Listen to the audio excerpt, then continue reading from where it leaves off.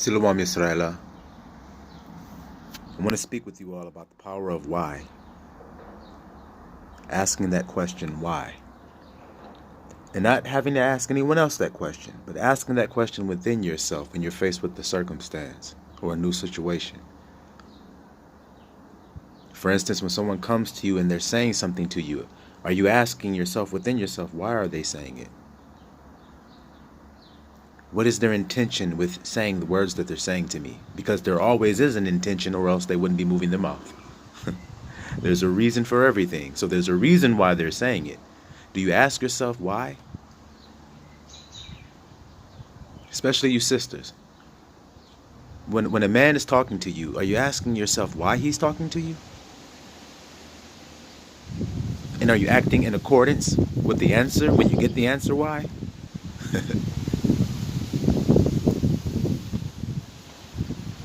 Because it's a very important thing that we search the heart and the reins of everything that we're looking at.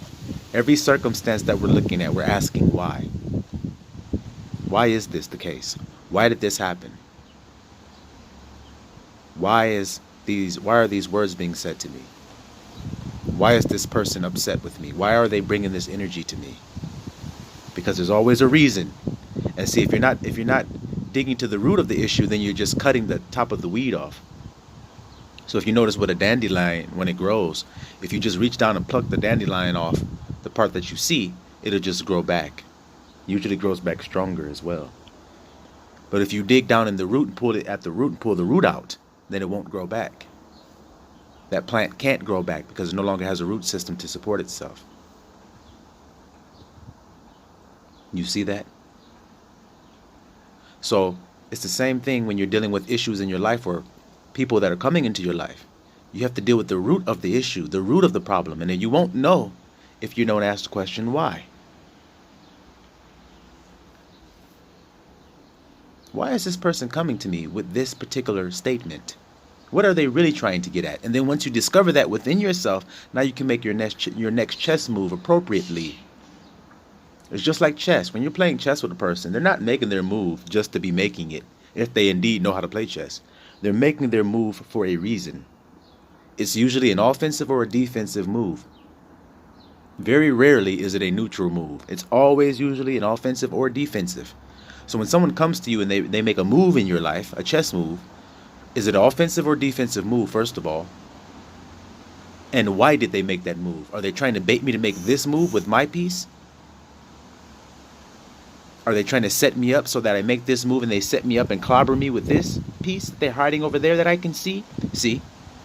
Now you can see ahead of time. Okay, they're setting me up for a trap. Okay, I want to go this way now. You do something they never expected you to do. Same thing with chess. Same thing with everything else that you do. You go right to the root of what it is they're doing and why they're doing it. Hey man, come roll with me. Why? Shit, I just want somebody to ride with. Why? Shit, cause I didn't want to go by myself. Why? You see what I mean? A lot of us don't like confrontation, so we don't ask why. We don't hold the people to task. We don't take them to task on what they're bringing to us. And a lot of times you just have to point to the truth. You don't even have to tell them whether you will or won't do something. When they come to you with some BS, you just point to the truth of the matter. You don't see this right here? Oh yeah, well I do see that. Well, that's why I ain't moving. Or that's why I did this, or that's why I did that. You understand? You're digging into the matters. You're digging into why this is the case, the intentions of the circumstance. And see, in this world you live in, it's just a 3D matrix of lies and illusions. That's all the enemy has. Fear, lies, illusions. That's it. He doesn't have anything else. He doesn't have anything else. There's a movie that came out a long time ago. I can't think of the name of it, so I don't want to say it because it may not be the right name. But in this movie, it's talking about Esau, the caveman. Okay? And how different we were from our tribe to his tribe. So in this movie, you got these cavemen, they get attacked by these Neanderthals. And so they have this fire that they had been keeping. See, because cavemen, they would just run from tribe to tribe, stealing their fire. because they didn't know how to make fire. So they would steal fire from a location and keep it lit. Try to keep it lit as much as they could for as long as they could, because they didn't know how to make fire. So of course the Hebrew tribes did. Okay, so the caveman, he is journeying to find fire because their fire has been put out. So he has to go somewhere and find another tribe that has fire to steal their fire. So the caveman is looking, and while he's looking, he comes across another tribe of cavemen. Okay, now none of them can talk. They're just making sounds. Well, the caveman has a stick in his hand. Well, there's more number of these other cavemen than it is him and his little crew. It's only 3 of them. And it's about 20 of the other guys. So he picks up his sticks and he starts stomping around and waving his arms, making screaming sounds and jumping up and down, throwing his sticks down, trying to show how strong and powerful he is so that those other guys will back off. Now, do you see the caveman's mind? That's the point I want to get you to understand. All he knew how to do was scream a lot, jump around, swing his arms around, and try to look as scary as he could. Fear, lies, and illusion. That's all that was. He was the one afraid. So he tried to put on a front that he wasn't afraid and stomp around and look big and bad. That's what Esau has always done, because he knows that he is an inferior mind. So he uses tactics. You see? It's fear tactics. I'm going to roll down the street in my Humvee, my 50 cal on top, my sunglasses on, looking like a fucking badass. Okay, that's fine and all, but we don't believe that. See? We don't believe that that's strength anymore. We don't fall for that anymore. That's a lie. Strength is truth and love. I don't need a tank when I have that. When I have the rock of truth, it smashes everything to bits. It grinds everything and everybody to powder. The truth does that. I don't need a 50 cal to blast through my enemies. You only need that when you're scared. You understand this?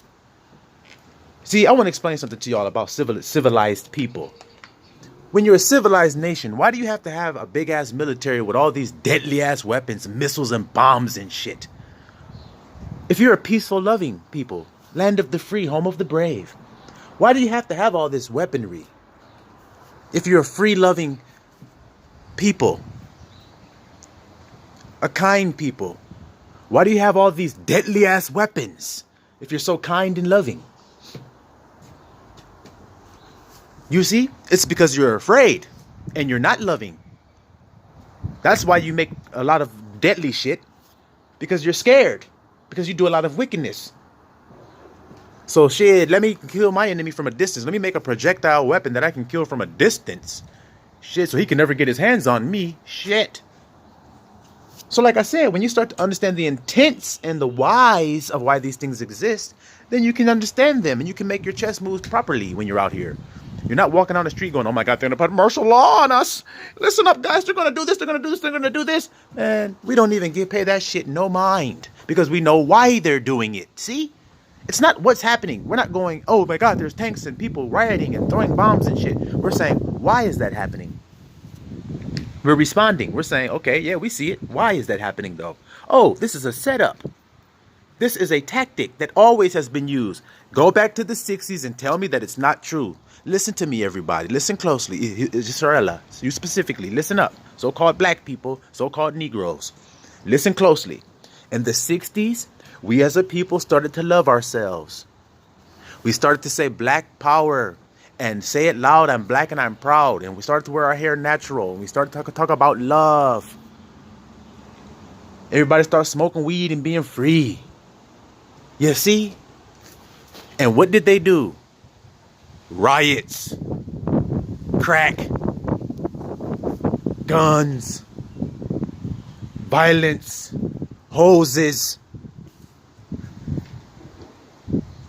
killing. You see? So what's happening now? Israel is rising up again saying, we love ourselves. We're going to wear our hair in locks now. We're going to wear our hair natural now. Ain't that right, sisters? I'm not wearing that anymore. They're losing their money. They're like, oh, shit. We can't make merchandise off of these guys anymore. They're not buying our shit anymore. Shit, what are we going to do? You see? So we have to create fear. So how do we do that? We create civil unrest. Ask the Romans about this, because you're still living in the modern Roman Empire, everybody. They use the same tactics against you. Do they create civil insurrection when it suits their needs? Yes, they do. They always have. I just told you the 60s they did it right here in this nation. And they're doing it again. The same loops that I've been telling you guys about. How the life goes in a cycle. I told you. And now here we are. Are you going to fall for it this time? You're going to fall out on the drugs? Get the vaccines? Go out there and get shot down, picketing, fighting, getting sprayed, falling for this Antifa Black Power shit that's George Soros. It's not your people. That's not your people. Those are not Israelites. If they were, they wouldn't be doing that. They'd be living lovingly in their homes, and they'd be a simple man dwelling in their tents like their forefather Jacob did.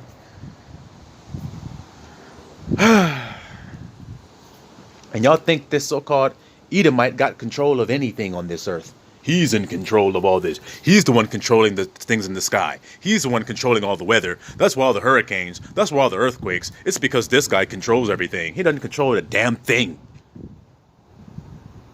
He can't control himself. He can't control his own thinking. So how can he control you? He's full of fear. He know karma coming for him. So when he do something, all you have to do is ask yourself, why is he doing it? How many friends do you know personally right now that's saying, I'm going down there, I'm going to go riot, and they're going down there and they're coming back all fucked up and beat the fuck up? How many people do you know? Okay then. So this is what I'm saying. You have to understand what the whys of why the things are taking off and taking out place on the earth right now. It's because we are being liberated and freed. You see? Just like Egypt. Don't let them go. The hell with that. We'll crumble as a nation if we let those slaves go. Just like everybody else. Babylon, Assyria, Persia, Greece, Rome, America, and any other list that you can come up with where we've been slaves in it. That always happens when it's time to let them go. Oh shit. What are we going to do? Who's going to work? Who's going to build everything for us? You see? Israel was never a nation of slaves. They were always a nation of kings and priests. So you start asking the question, why? When things start to come into your life. Don't just let it just happen. Hey, it just happened. We don't know why. See? That's the problem. You don't know. My people are destroyed for a lack of what? Knowledge. Knowing. The root of knowledge is know. So, my people are destroyed for a lack of knowing things. So if you don't ask why, then you don't know shit. And the Hebrew slaves don't ask why. They just say, yeah, dude, take this. And you say, okay. Then he go, damn, I didn't even have to use no Vaseline. Shit, he just bent right over and took that one. Damn. Well, come on, friends, let's join in. He brings 7 with him. You see? And that's what happened to you, Israel. When Esau knew he could make merchandise of you, here come all the other nations. Here they came. She hates herself. Let's make weave. Let's go over there and give them weave. And then we go and then we give them a whole bunch of fake hair. And they're going to buy it from us and make us very rich people. And then we come from South Korea and we come over here 2 months and make more money than those niggas ever made in the whole 400 years of being there. And you're too stupid to see that that's what it is. And we slice up nice and cat and dog and we give it to you and your Chinese restaurant and you love to eat it. And they're just making merchandise of you. You go to the store to get you something to drink and a bag of chips. You walk in. Hello, my friend. Hello, how are you? How are you, buddy? How are you? Yes, you do good today. Give me all your money, my friend. And you sitting here confused, wondering, why is this? I walk down my block and I see all these other nations that don't live around me. But you ain't asking why. You're just saying it just is. That's because they said, man, he bends over and takes it. He doesn't even wonder what's going on. He doesn't even look around and say, hey, why you fucking me? He doesn't even ask. He just takes it. This is wonderful. But nope.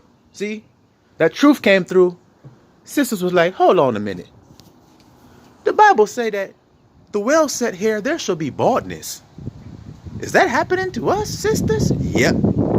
It used to be well-set hair down to your ankles. Now the shit is bald-headed. You ain't got no edges. You got a cap on your damn head, and every time you take it off, you see your real shit. You get sick and want to put the cap back on your shit. So you go to Lee's Beauty Supply to get you a wig, get you some weave, and he counting your money all the way back to Bloomfield Hills or wherever the hell he live at, living in a $600,000 house while you living in the hood wearing $500 hair worth of hair on your damn head. Oh Lord, don't you think it's time to start asking why? Start getting some knowledge in your brain. The Most High done already said all of these things, and y'all are still wondering why. Why? Well, I'll tell you why you're in your condition. Because you're not living in the land with truth and love. That's why. So now, you're going to start doing that now? You're going to start asking for forgiveness for your lies, your sins? Start keeping it real? And start loving each other? And then when you start to reconcile, you do it lovingly? See, because, bro, I'm going to tell you a little secret, man, about your woman. You ain't got to get all mad and all puffed up and screaming and hollering and jumping all up and down, punching holes in the wall and shit, stumping your feet. I know she make you feel like that when she's unruly. Because you're like, damn, can't you just see I'm trying to love your ass? Damn. Can't you see I'm just working my ass off to try to make you happy? Shit. And she tripping on you. You don't understand. So, you know, you get on edge. I understand. But listen to me. You don't have to do all that. When she do something wrong or disrespects you, just lead her lovingly to it and show it to her. Think of it as a garden. You're walking through your garden and you see a weed in there. You're like, shit, I don't plant weeds. So I know good and damn well that ain't my shit you talking right now. So then you just go in there and you show it to her. Hey, who taught you that? To talk like that? But see, you got to be on your shit first, brother. That's the key. You got to be living in truth and love first so that you can talk this way. You understand? You have to be able to say, have I ever did that to you? Have I talked to you like that? Do I talk to you that way? So she has to say no. So you got to be on your shit. But once you're on your shit, you just got to lead it to her. Lead her to it. To the weed and say, hey, look, do I tell you how to talk like that?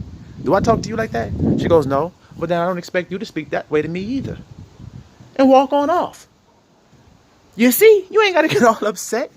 When she does something disrespectful, say, hey, am I loving and kind to you? She was, yes, you are. Was that loving and kind what you did to me? Well, no, it isn't. Okay, then. And walk the hell on off. You put the heaping coals of fire on her head. She's, damn, that sure isn't his plant. Let me start pulling my weeds with him instead of letting him always have to pull the weeds out on his own. Let me start pulling the weeds out too. You see? But if you, man, that's some disrespectful ass shit you just did to me, man. You over there talking to this nigga and shit. I'm standing right there and shit. You disrespectful as hell. You want to choke her and shit, get all mad throwing shit. And maybe it was disrespectful as hell what she did. But that ain't the way you explain it to her. You just show her. Is that what you want me to do with you? Because, I mean, we deal with balanced scales here, my baby. So you don't want me disrespecting you with no other woman in front of you like that, do you? No, I don't. Okay, so why'd you do that to me? Oh, damn, you're right. I sure did. Uh-huh, you did. I forgive you for it, but I'm going to tell you the truth. See, I'm going to give you truth and love. Not truth and lie. I mean, not fear and lies. I'm going to give you truth and love. I'm going to tell you the truth of what you've done lovingly. It's up to you to repair it and fix it if you still want me. Because I can leave. That's what. If you don't want me, then I'll leave. That's how you got to be, bruh. Shit, we can move on or you can go or however you want to do it. But if you're going to be with me, then, hey, man, we're going to have to deal with balanced scales here. Now, I'm loving and kind to you, baby. Shit, I ain't being disrespectful. Don't be disrespectful to me. I just wanted to share that with you guys, man, to dig deeper into these intents of the heart, these intentions of the things that are happening around you. Not just what's happening, but why it's happening.